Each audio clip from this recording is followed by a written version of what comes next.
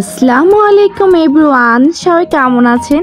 আশা করি আল্লাহর অশেষ রহমতে সবাই ভালো আছেন। সকাল সকাল উঠেই একটু নদীটা পার হলাম। আসলে এতটা ভালো লাগছিল।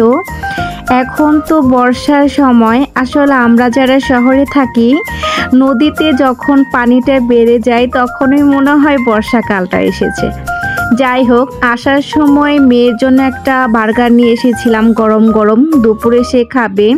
সে আমাকে ফোনেই বলে দিয়েছে আম্মু আমার জন্য বার্গার আনবে, বাট কি একটা অবস্থা, ভিতরে সস দিতে ভুলে গিয়েছে বাসার পাশেই।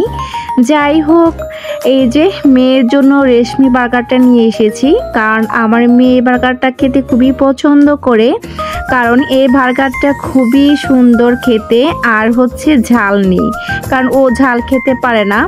আর প্যারিস বাগেটের প্যাকেটিংটাও চেঞ্জ করে ফেলেছে, আগে রেড কালার ছিল এখন ব্লু হয়েছে। আমার দেখে একটু ভালো লাগছিল, একটু ভিআইপি ফিল আসছিল, তাই না বলেন? যাই হোক, মেয়ের জন্য আবার তার নানা ভাই গিয়ে সস নিয়ে এসেছে, কারণ বাসার পাশেই যেহেতু সময় তো লাগার কথা না, তাই তার আবদার অনুযায়ী নিয়ে এসেছে। বাসায় কিন্তু সস ছিল, বাট একমির এই সসটাতে ঝালের পরিমাণটা খুবই কম, আর সে খেতে খুবই ভালোবাসে। যাই হোক, ঘুম থেকে উঠে তার পছন্দের বার্গার পেয়ে সে খুবই খুশি আর ভালোভাবে খাচ্ছিল। আর আমার জন্য দুপুরের লাঞ্চটা এখানে সামুদ্রিক মাছ, দেশীয় মাছ আর পেঁয়াজ নিয়েছি, আর হচ্ছে এখানে 1 চামচ ভাত, সবজি, আর এখানে ডালের ভর্তা ছিল। সব কিছু নিয়েই দুপুরের খাবারটা শুরু করে দিলাম, আর সাথে ছিল মিষ্টি কুমড়ো ভাজি।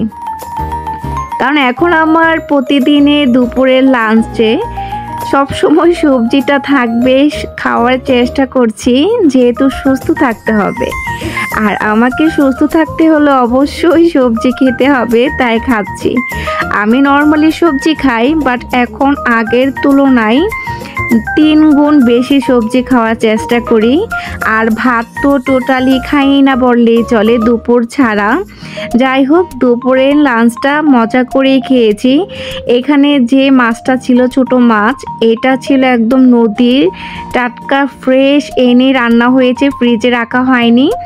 আমিও খাচ্ছিলাম, মানহা বসে মাত্র অর্ধেকটা বার্গার শেষ করেছে, আর আমি এ পাশ দিয়ে খাচ্ছিলাম। আমাকে ডাকছিল মা ভিতরে দেখো চিকেনটা কত বড়।